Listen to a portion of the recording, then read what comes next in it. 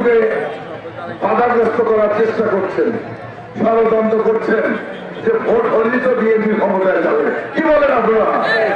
কি বলেন? এই মাটি কার?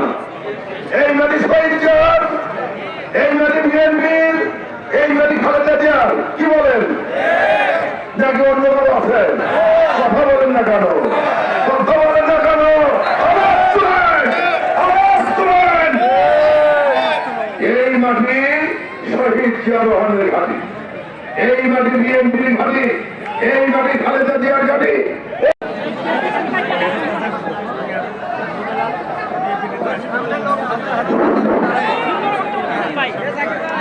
বিসমিল্লাহির রহমানির রহিম। সোনাতলা উপজেলা ও পৌর শাখা কর্তৃক আয়োজিত আজকের এই কর্মী সমাবেশে সম্মানিত সভাপতি,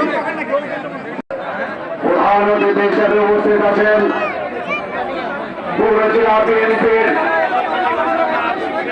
অভিভাবক, হাজার হাজার নেতা তৈরি করার কারিগর, পৌরার সাবেক পৌর পিতা, আমাদের প্রিয় অভিভাবক